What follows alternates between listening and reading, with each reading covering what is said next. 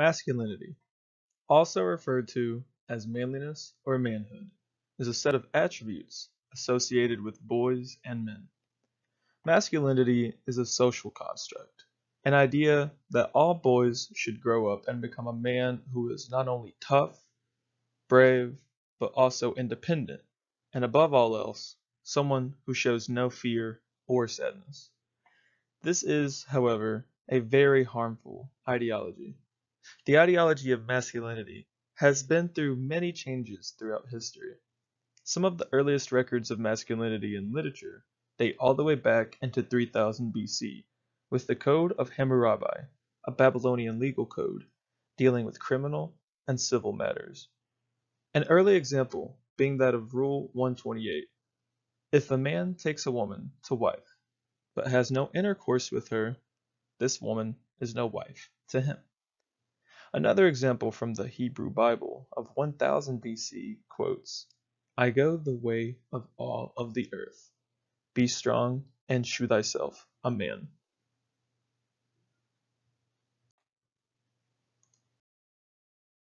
Around 800 BC, Homer wrote the Odyssey, an epic poem that depicts the lengths a man would go through to return to his home and his family. The epic poem's protagonist, Odysseus, is well known for his extreme intellect, guile, and versatility. He is portrayed as a hero, an example of what men should be: brave, strong, independent. Ancient literature and its many protagonists, which also usually consisted of men, have set an example of what a man is supposed to be. During the Victorian era, however, masculinity underwent a transformation from traditional heroism. In 1831, Scottish philosopher Thomas Carlyle wrote, the old ideal of manhood has grown obsolete, and the new is still invisible to us, and we grope after it in darkness, one clutching this phantom, another that. Werderism, Bryanism, even Brumialism, each has its day. In the late 19th century, changing the ideals of masculinity gave way to the dangerous expectations that still hold place even today. Victorian masculinity was outlined as an ideology of spirituality and carniousness between 1837 and 1870. That changed to one of strength and stoicism. Boxing was generally illegal in the 19th century of America, with most fights being held in secret locations. Bare-knuckle fights were very dangerous. It emphasized the physical and also the confrontational aspects of masculinity. Bare-knuckle fighting, without any gloves or wraps, was represented as the manly art in the 19th century of America. However, a change in the rules occurred in the late 1860s when aristocrat and sportsman named John Douglas, who held the title of Marquess of Queensberry, developed a new set of rules requiring all boxers to now use padded gloves. In the early 20th century, a modern American family home would consist of a man being the one to go to work and bring home money, while the woman would have to stay home and cook whilst also taking care of the children. It was also around this time where adverts and cartoons would teach young boys concepts, such as how it is wrong to show emotions, such as sadness. This logic would have a long-lasting effect on the boys as they grew up. This would sometimes lead to mental health issues, such as depression and unnecessary anger. As a product of growing up thinking it is wrong to cry, or show any resemblance of sadness nonetheless, some men would turn to alcohol. Alcohol mixed with pent-up emotions, including anger, could have led to many instances of domestic abuse. This was common in many households in the 20th century, and was often referred to as men simply correcting their wives if they spoke out of place or acted out of line. Up to the 21st century, many young boys have been taught to not display any emotion but aggression, reject anything feminine, and to see retaliation as a strength. With expectations to act tough and suppress any other emotion, this is a strong reason why young men are more likely to be violent. Boys don't feel comfortable talking about violence. They don't just sit down and talk to each other, which means they can explode because they cannot simply show their emotions, an uncredited mother had to say about the topic. The term toxic masculinity was reportedly first used by psychologist Shepard Bliss in the 1980s and 1990s. Bliss sought to separate the negative traits from the positive traits.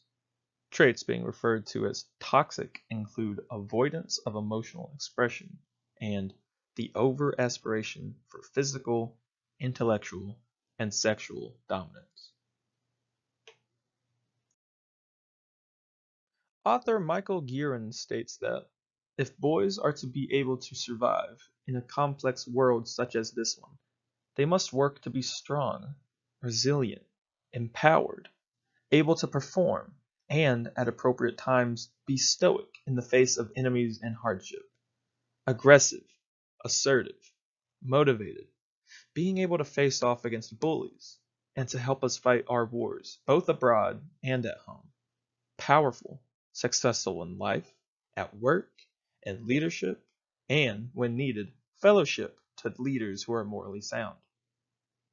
Michael Gearon also states, however, that these qualities are intertwined with kindness, compassion, tenderness, empathy, spiritual vitality, fortitude, character, and fatherhood. We are able to have compassion because we are strong. We are able to live from a position of kindness because we have the power to do so. This is what men must learn, to balance rage and aggression with kindness and compassion. Founder of the Siegel Family Foundation, Barry Siegel points out the negative and harmful traits that are present in men today, which are caused by the wrongful learning of how to be a man. Siegel states the behaviors of toxic masculinity as extreme self-reliance, or the need to do everything on their own, shame, disassociation, and the avoidance of emotional expression, extreme aspiration for physical, intellectual, and sexual dominance, the devaluation of women's opinions, body, and self-sense, and finally, condemning anything feminine within another man or equating affection for another man as being sexually attracted to men, resulting in higher social isolation and loneliness.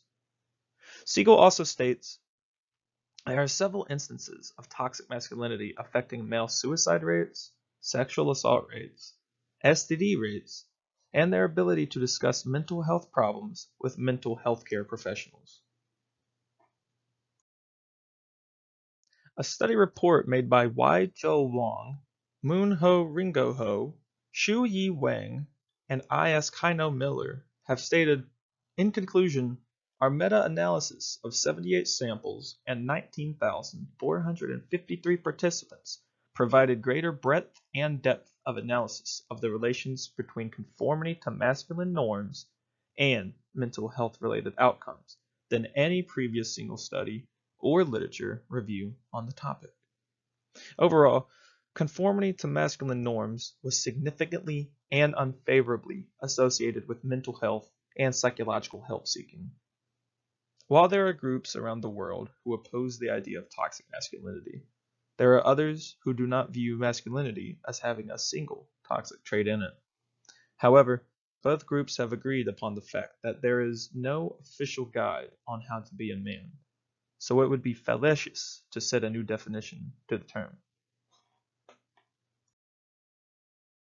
In conclusion, the definition of masculinity has truly evolved over the decades, as it has also had its many positive and negative traits that have grown from it.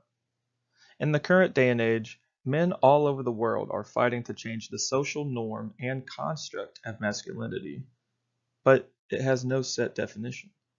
Masculinity can be whatever you want it to be, whether one uses it to describe someone with muscles, or to describe someone who is willing to risk their life for others. Being a man is no longer simply needing not to cry, or to show extreme aggression, nor should it be an excuse for someone to use violence. Masculinity is nothing more than an evolving term, as it has been shaped and molded throughout all of time. It will definitely continue to change from this day onwards. Toxic masculinity may never disappear. But if we correctly teach masculinity to our boys of today, they will grow up to be the better men of tomorrow.